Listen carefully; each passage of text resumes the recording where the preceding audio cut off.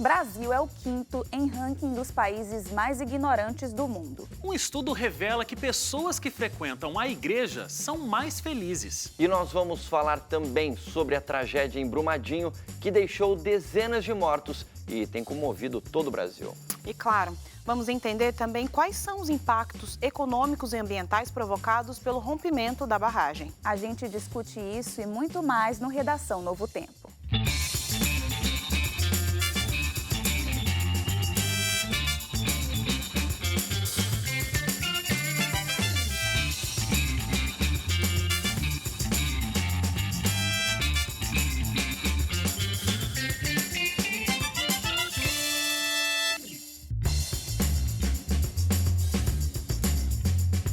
Olá, começa agora o nosso Redação Novo Tempo, o primeiro programa inédito de 2019. Voltamos das férias.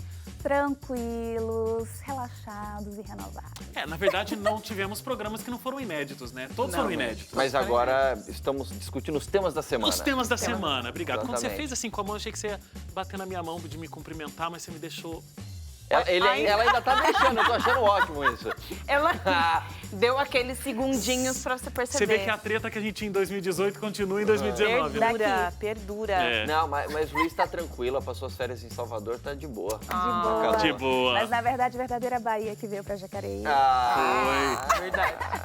Muito bem. Você, bem lembrado aqui a produção, porque em 2018 você deixou Gostinho? um gostinho, não, um objetivo, Ok. Você falou que você ia estudar muito seu livro de inglês. How are you, baby? Of course, yes. Luísa não existe, né? Luísa não existe. You don't exist. Ok.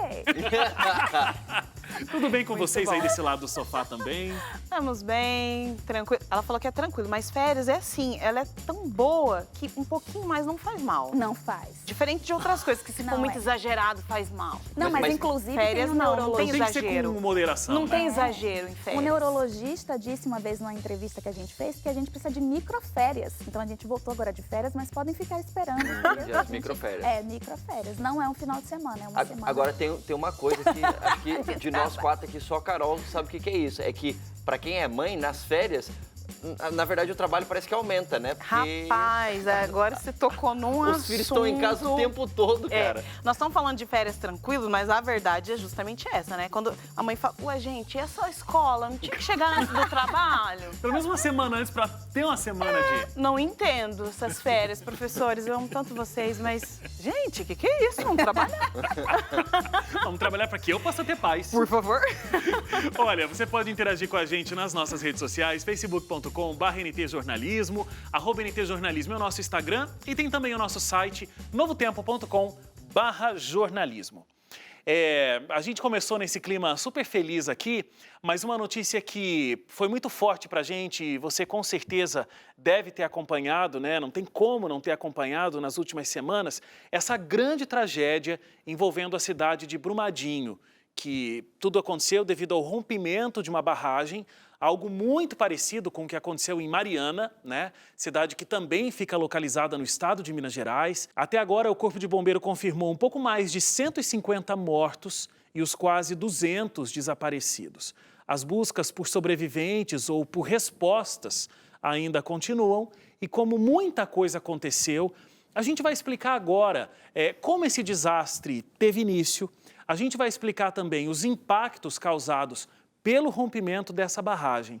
Enfim, a gente vai tentar trazer aqui alguns insights, alguns pontos que a gente foi acompanhando nessas semanas em que essa tragédia aconteceu. A gente estava de férias nesse período, né, com programas já gravados, e esse é o primeiro que a gente vai falar de assuntos factuais.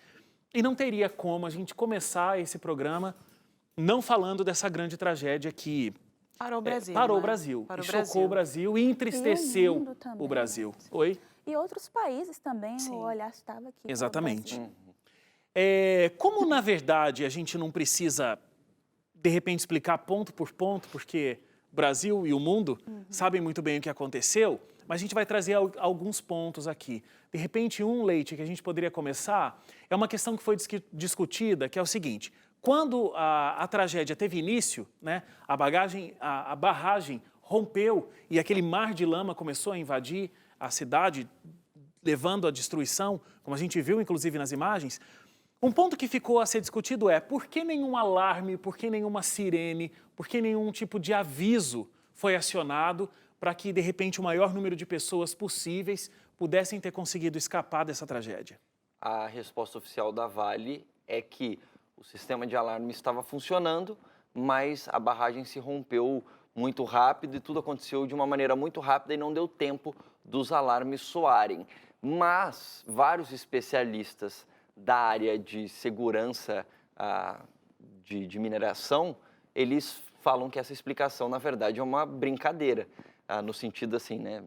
Vocês estão brincando que a gente vai acreditar nisso, porque os sistemas de alarme que são desenvolvidos, eles devem soar a qualquer momento que seja necessário e de maneira imediata, inclusive. Então, a partir do momento que aconteceu o rompimento da barragem, já devia ter soado esse alarme.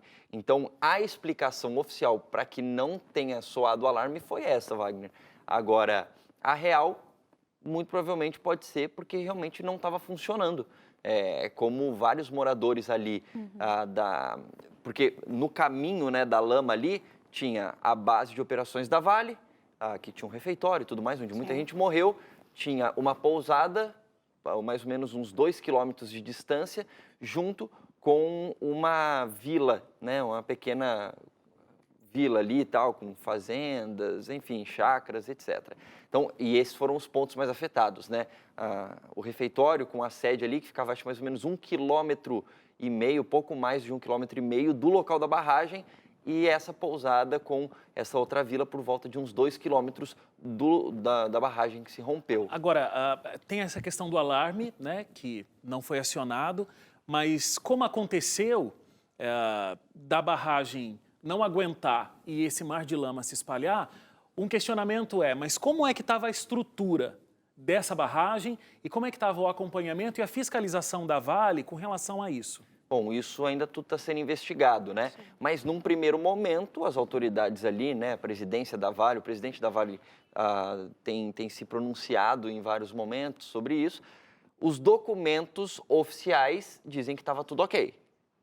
Por isso que, inclusive, estava operacionalizada toda a situação ali. Eu vi uma declaração até do presidente da Vale dizendo que estava tudo dentro dos parâmetros de exigência internacional. Uhum. Mas... Interessante. É complicado, né? Porque quando aconteceu esse rompimento, tinham alguns funcionários bem ali em cima da barragem e eles estavam, inclusive, colocando esses equipamentos para avaliar fazendo uma medição. Medição, né? Ou seja, a ideia, como você falou, eles estavam dentro dos parâmetros, né? E mais para frente a gente vai até conversar sobre isso, mas quem avaliou esses parâmetros, né? Quem pode dizer que ele está dentro ou não, né? Que, realmente, olha, porque essa barragem foi uma das descritas como baixo risco, né? Exatamente. Para a possibilidade de romper era mínima, né?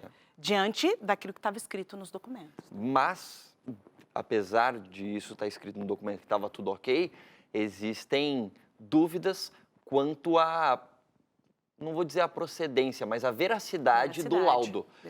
E é por isso que, inclusive, engenheiros de uma empresa terceirizada que deu esse laudo favorável para essa barragem que se rompeu ali, estão presos preventivamente, pelo menos nesse momento que a gente está gravando o programa. Na verdade, eles até já foram soltos, né? Eles foram soltos já nos últimos dias.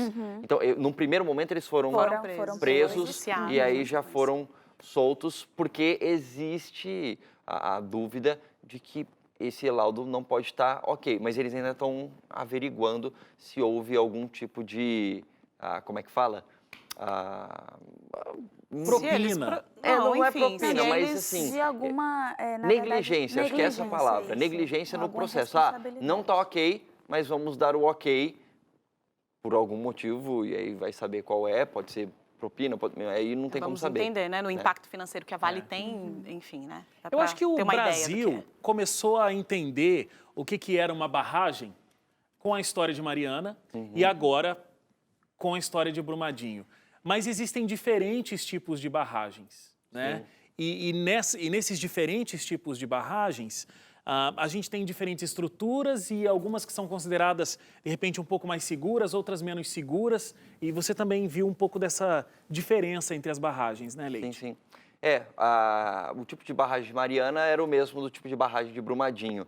Tem vários tipos de barragens desse material, né, que sobra depois que faz toda Rejeitos, né? a divisão, né, da terra e tira os minérios que vão ser usados e aí sobram os rejeitos, né? Então tem vários tipos, mas o mais barato e que é o mais utilizado aqui no Brasil, inclusive, é esse que estava sendo usado em Mariana e também estava sendo usado ali em Brumadinho, que ele tem, me deu um branco agora o nome quando o rejeito, exato. ele barra o próprio rejeito, né? Mas tem um ele nome serve de um certo, degrau, né? Isso, mas é exatamente isso. Ele usa a sedimentação, ou seja, a lama com os rejeitos ficou um pouco mais dura, usa isso como uma base para sedimentar os outros rejeitos que vão vindo por cima. É por isso que a gente tem aquela visão da escadinha. Exato. Exatamente. Então é a parte sólida do rejeito que foi colocada lá intencionalmente para barrar o rejeito líquido. Depósito né? de rejeitos? Eu acho que acho que é mais ou menos nessa linha mesmo o nome. Então, as partes mais baixas dessa barragem supostamente estão mais firmes.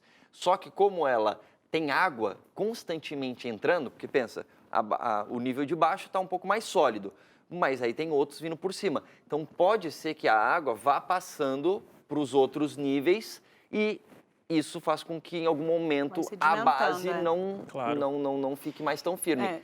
É o que aconteceu em Mariana, é o que aconteceu em Brumadinho. E dentro desse modelo, na verdade, o ideal é que a água escoe mesmo, né? Não pode ficar como aquela totalmente fechado. A água precisa escoar, mas ela precisa escoar por onde? Por canos, intencional, né? Agora, o que acontece... velocidade. Exatamente. Então, compreendendo todo esse processo. O que aconteceu foi que ela escoa entre os orifícios. É isso que não pode acontecer, né? Entre os orifícios escoa a água a ponto de ceder toda a barragem do momento, de uma hora para outra. Tem vários tipos e esse é o que eles estavam usando. Tem outros tipos um pouco mais caros, mas que são mais seguros.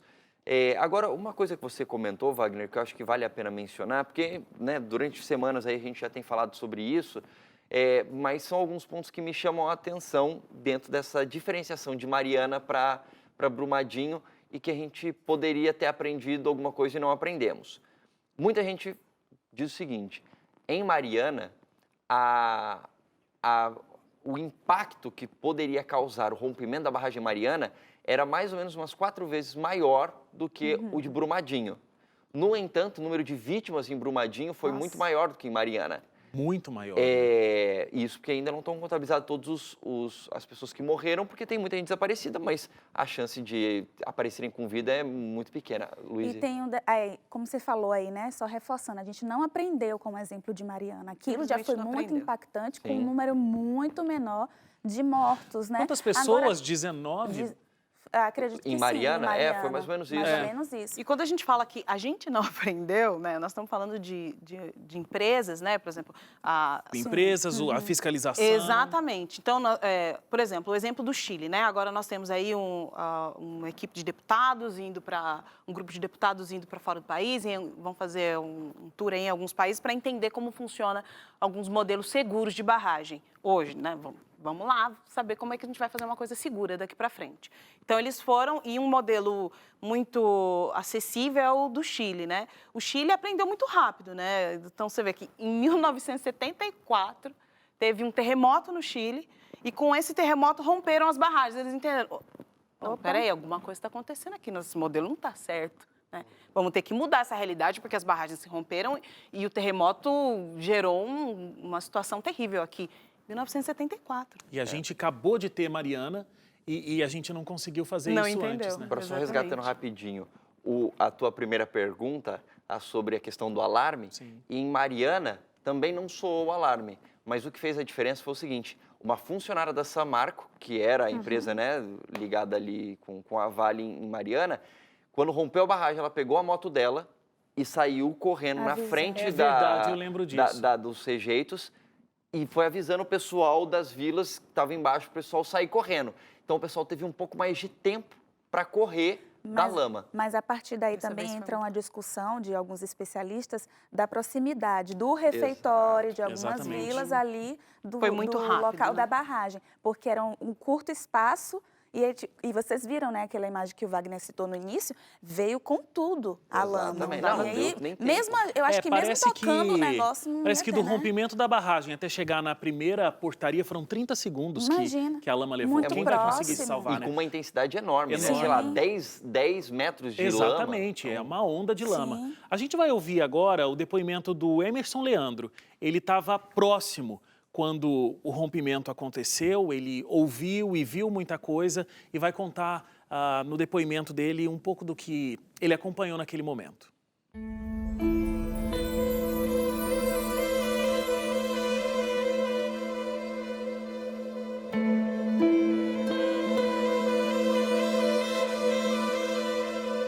Ver uma cena dessa é como se você estivesse num filme de terror, podia ser uma mãe sua, um pai seu, tá lá, então a gente se sente muito triste com essa história. Aí o que eu vi é isso, e vi a terra tremendo, como se fosse as árvores estavam rolando e quebrando como se fosse um brinquedo. As árvores de 10 metros de altura, 12 metros de altura, como se fosse um brinquedinho rodando. Tem um barulho de chuva, só que eu olhei pro céu e não vi nada nublado. Eu fui e falei assim, que barulho de chuva que é esse, gente, que eu não tô entendendo nem nada.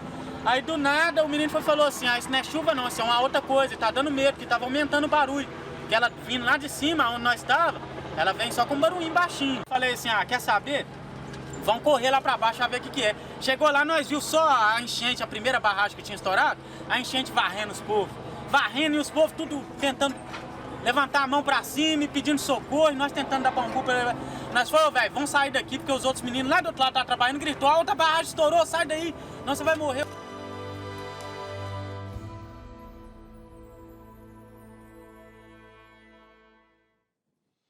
Você vê que as pessoas elas nem tinham medo de que essa barragem podia romper, né? Tá chovendo muito e tal. Mas eles, assim, talvez ali naquele momento ele estava falando que parecia que era uma chuva, mas eu vi vários depoimentos de pessoas que moravam ali na frente, que elas morriam de medo de que a barragem se rompesse. Só que agora o medo está muito maior, né? A gente vê depoimentos de pessoas que moram próximas a outras barragens e as pessoas estão desesperadas, passando as noites acordadas porque tem medo que o rompimento aconteça. Porque se vai de dia, você ainda tem como ter uma reação. E se você está dormindo? E tem uma coisa também que, infelizmente, numa situação tão terrível como essa, tem gente ainda que fica compartilhando fake news, falando que tem barragem em tal lugar, em tal estado, que está em condição de risco, e a população ao redor desses lugares fica em desespero. Então, poxa, isso também é bem triste, né? Tem gente que fica se aproveitando dessa questão das doações e aí fica disparando contas também. Então, eu acho que não sei, mas em mim gera uma incredulidade no ser humano quando vejo algumas pessoas se aproveitando, né? Se apropriando dessa situação para poder ainda, sei lá, tirar proveito de alguma forma. E é tão triste porque a cada corpo que é encontrado e o número de mortos aumenta, não que realmente, como o Leite disse, a gente tenha muita esperança desses desaparecidos, né? São praticamente corpos que ainda não foram encontrados, né? E vão aumentar e muito esse número de 100 e poucos mortos de fato. Agora, tem uma outra parte disso tudo, né, Luiz, que também é muito forte, porque além de todos que morreram, existe um impacto ambiental muito forte e um impacto econômico e social também. Sim. Porque com a área destruída dessa forma, existe um impacto muito grande nas pessoas que vivem naquela comunidade. Sim, com certeza. Assim, essa questão da lama, ela prejudica muito a respiração das pessoas, a oxigenação ali, de forma geral. Com a oxigenação prejudicada, então a fauna fica comprometida, e isso é um problema gigantesco do meio ambiente. Alguns especialistas, eles acreditam que possa haver uma migração daqueles animais dali para outros lugares, o que isso vai prejudicar a economia, a geração de renda daquelas pessoas que precisavam, né, daquele trabalho rural. Então, isso também vai influenciar. O rio, deixa eu dar só uma olhadinha, que eu sempre esqueço o nome desse rio. O rio ficou morto, né? Espécies, elas podem ser atingidas. Sim, essa parte dos pássaros, por exemplo, eles podem sair dali daquela região e levando como transmissores de outras doenças, levando outras doenças para esse lugar.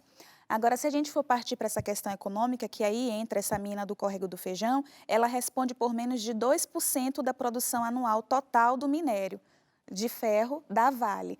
Então, para a Vale, que foi meio que a responsável por tudo que aconteceu, existe assim, ele é só responsável por 2% da produção, então o impacto, assim, né? É pequeno. É pequeno. O que gerou uma consequência financeira foi o bloqueio da justiça e agora essa briga para saber do valor da indenização, enfim. Acho que o rio que você estava tentando lembrar é o Paraopeba. Paraopeba, que exatamente. que foi afetado pela Sim, lama ali da barragem. porque ele ficou morto, né? Essa questão dos peixes ali, de outros animais, de você não saber, porque agora eles chegaram a uma profundidade que não tem como identificar os pontos onde estão pessoas, onde estão animais, e tudo isso que vai gerar naquele solo ali. A gente não sabe. Desculpa, mas a gente até tem o depoimento das pessoas ali da região falando disso. Como que elas estão vendo a poluição, como é que estão vendo os impactos disso, porque, como você disse, não tem mais como pescar para vender, não tem mais como viver do processo natural que existia ali e as pessoas se sustentarem através desses recursos, né? Então a gente vai ver o depoimento de algumas pessoas que estão vivendo na pele os impactos dessa tragédia em Brumadinho.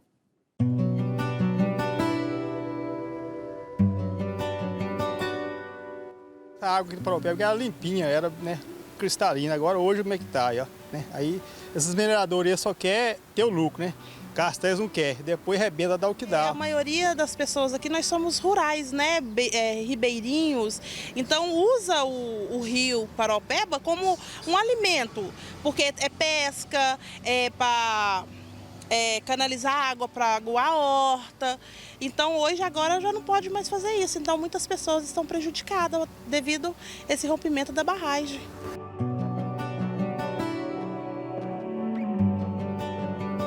Eles tirou uma parte da nossa reserva, eles cortaram, mataram uma parte, mas nós somos um povo de resistência, então nós não vamos sair daqui, nós vamos continuar, mesmo que o rio morreu, mas nós vê que a natureza depende da gente, para nós estar preservando. Você vê que a vida estava se organizando em torno desse rio, né?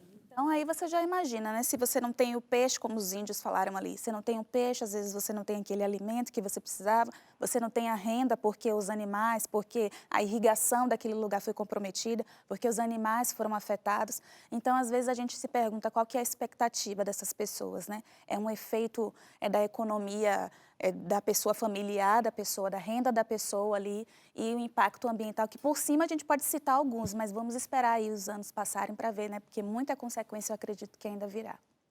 Carol, vamos falar sobre fiscalização.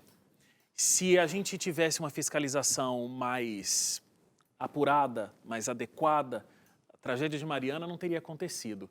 Se a gente tivesse aprendido com Mariana, como você mesma estava contando o exemplo aí, né, do Chile, Brumadinho não teria acontecido. Qual é o próximo passo para que outra barragem não se rompa? Então, eu acho que a palavra é exatamente essa que você usou, adequada, né? Qual é o modelo de fiscalização adequado? Então, hoje, como funciona? A própria mineradora, a própria empresa ou uma terceirizada faz esses laudos, ou seja, vai no local, avalia e tal, e a fiscalização é realizada também por uma terceirizada. Hoje nós temos para as 24 mil barragens, cerca de 24 mil barragens que temos hoje. Ano passado, por exemplo, foram fiscalizados 730 dessas 24 mil por 35 funcionários. Ou seja, é possível que eles consigam avaliar? Adequadamente? Muito difícil, né? É muito difícil, né? Então, o Tribunal de Contas hoje assumiu, então, a sequência agora está. O Tribunal de Contas da União fiscaliza a Agência Nacional de Mineração, que, por sua vez, é responsável agora por fiscalizar essas barragens. E aí, o que vai mudar nesse processo todo é exatamente o que vai no laudo, né? Então, o que diz, quais são os itens da sua barragem, daquilo que está acontecendo ali, que avalia se ela é de alto ou baixo risco, né? Então, é exatamente essa base para fiscalização que eles precisam alterar, que eles essa demanda agora, né? Estão falando muito sobre isso, né? Sobre a mudança da lei, desse modelo. Muitos dizem que não, que a lei já pode ser aplicada, né? Tornando a Vale responsável por todo essa tragédia, né? E os impactos dela. Tem pessoas que falam assim, mas aquele valor não devolve a vida. Não devolve. Mas eu acho que é uma das formas. Como é que a gente vai punir a empresa? Inclusive, eu acredito que a Vale tinha que ser responsável, inclusive, pelo valor do resgate. Sim. Que o valor do resgate não está sendo tirado dela. Né? Então, para se responsabilizar, mas nos documentos dizem que essa empresa só poderia ser responsabilizada se ela tivesse fora do parâmetro. Se ela tivesse negligente... Negligente diante aquela- do documento, né? Não, o documento está dizendo que está tudo bem. Mas a gente percebe que tem documentos que foram vazados, eu não sei, apresentados de 2015, eu acho, né? Falando que já tinha um havia problema. irregularidades, olha, nós estamos com problemas, vamos avaliar aí a questão dos funcionários, a mão de obra, né? Ou seja, uma empresa de quase 80 anos, que só teve até esqueci aqui, concursos públicos, né? 2 concursos públicos para ter novos funcionários. Ou seja, a maioria dos funcionários estavam já aposentados, mas aí eles pedem, eu até esqueci o nome de como se fala, né? Eles pedem, não, eu posso ficar mais um tempo, né? Tem um termo para isso, desse Ok. funcionário. E a outra parte insatisfeita com a situação, porque não pode crescer na empresa, entre outros aspectos que a gente já viu na imprensa, queriam sair. Então, nós temos um terceiro ponto aqui. Nós temos um grupo de colaboradores que talvez não estivessem aptos a estar ali realizando, também não tem o interesse da empresa em investir, né? Porque a ideia que a gente tem aqui no Brasil, a gente sempre trabalha para solucionar, né? Já se vê de Mariana. Nós vamos trabalhar para resolver. Não, mas e agora, daqui para frente? Para prevenir, né? Prevenção não é ação. Então, dentro do parâmetro, qual o mínimo eu posso fazer aqui para garantir a segurança da minha empresa? O mínimo. O mínimo, você pega o rejeito, põe um rejeito em cima do outro e pronto para você. E eu acrescentaria, assim, o mínimo pela minha empresa, mas beleza, se não for para pensar na empresa, pensa nas pessoas, pensa no sofrimento dessas pessoas. A gente acompanhando aí as famílias, querendo saber alguma resposta. Mesmo que meu filho, mesmo que meu parente esteja morto, eu quero saber. Minha mãe, ela fala assim que prefere ter realmente uma resposta do que eu prefiro saber que vocês morreram do que vocês estão desaparecidas. Imagina você viver com aquele conflito, tá vivo ou não tá? Porque não sabe o que está acontecendo, Não né? sabe. E aí, então, que isso seja uma forma de dizer assim, poxa, que não seja só o dinheiro, que não seja só o comércio, que não seja só um simples contrato ou um laudo, mas que seja responsabilidade diante de vidas, né?